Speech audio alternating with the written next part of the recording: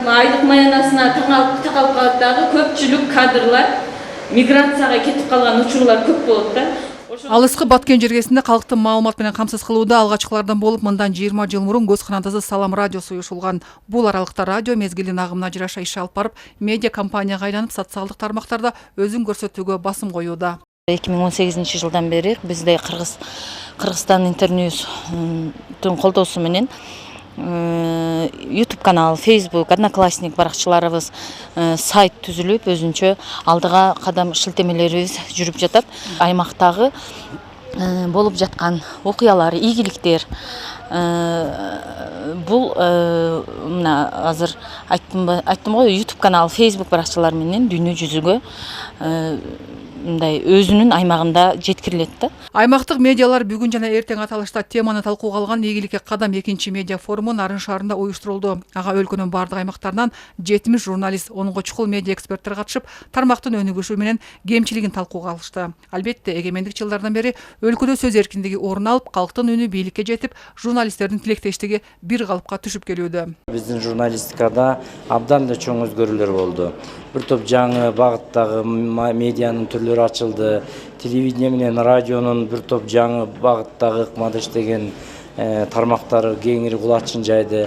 Ошондой эле аймактык медиа дагы абдан өнүктү. Мурда бизде борбордогу белгилүү корпорациялардын, каналдардын аймактык бөлүмдөрү болсо, же райондук областтык гезиттер болсо, азыр бир топ эле аймактык медиада ушул элдин көйгөйүн чагылдыра турган, үнүн жеткире турган тармактарыбыз ошол багытта өтө кызуу иш алып барып аткан маалымат тармактарыбыз өнүгүп атат да. Бирок тилекке каршы көңүл өткөн көйгөйлөр да карбын. Аймактагы массалык маалымат каражаттары өлкөнүн борборунан алыс болгондуктан долбоорлорду тартуу, кошумча каражат булактарын табуу, материалдык техникалык базаны жакшыртууда олуттуу көйгөйлөр бар.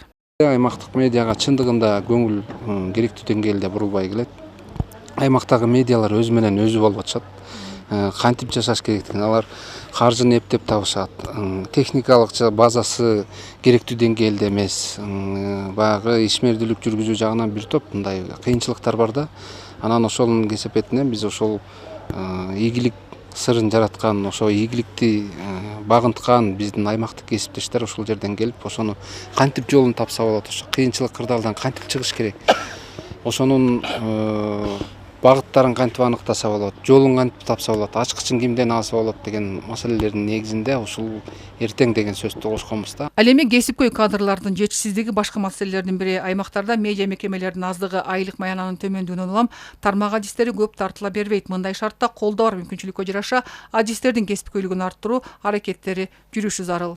Эмгек акынын аздыгы, ошондой эле өздөрүнүн баягындай чыгармачылык дараметин толук мындай потенциалын ачуу үчүн аларга окутуулардын керектиги. Бирок ошол эле учурда алар окутууларга барып катышып, өздөрүнүн баягы квалификациясын көтөрүп, деги эле даярдаган материалынын сапатын жакшыртууну аракет кылганы менен бир маселе бар. Ошол иштеген ишканада аны алмаштырып турган кадрлардын аздыгы, жоктугу болуп калат да. Аймактагы журналистиканын сапатын жогорулатышыбыз керек десек, анда жетекчилер мүмкүнчүлүктөр түзүп бериш керек ошо журналисттергечи. Ошондой эле аймактык медиа мекемелерде эл аралык уюмдар менен кызматташтыкты жүргүзүп, долбоорлорду тартып, ири каражаттарды табуу да аксап келет. Анткени долбоорлорду тартуу аркылуу тармактын материалдык техникалык базасын жакшыртуу мүмкүнчүлүгү келен.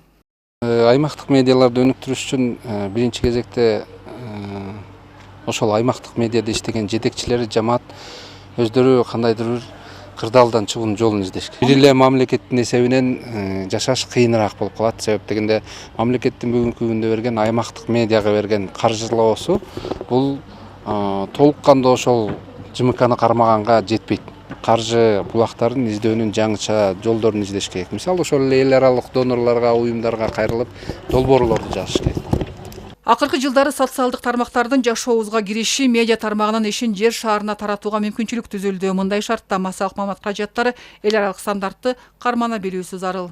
Кыргызстандын ошо Facebook'тагы Кыргызстандын аудиториясы бул 770 миңге түзөт. Instagram 3 миллионго жетти. Ал эми YouTube ошол болжолдуу эсептер боюнча азырынча ачык маалыматтарда жок, бирок ошол Кыргызстандагы ютуберлердин болжолдуу эсептеси боюнча YouTube'дун Кыргызстандагы аудиториясы 2 миллионду түзөт. 2 миллиондон ашык деп эсептелет. Ошол эле Instagram 3 миллион, жогоруда айтып кеттим. Ал эми Одноклассники 700-800 миңдин арасында. Мындайча айтканда, сиз эгер радио же ТВ болушуңуз мүмкүн, же гезит болушуңуз мүмкүн, бирок сиз социалдык тармак аркылуу аудиторияңызды дагы да кеңейте аласыз, эл менен дагы да жакын иштей аласыз. Дүйнө ааламдашып жаткан шартта аймактык медиалардын ишмердүүлүгүн өнүктүрүүгө карата медиа форумда ой пикирлер ортого салынып, алдыда аткарылчу иштердин топтому белгиленди. Чапара Садыкказиева, Жеңиш Абдулдаев, Өлкө Деми, Нарын шаары.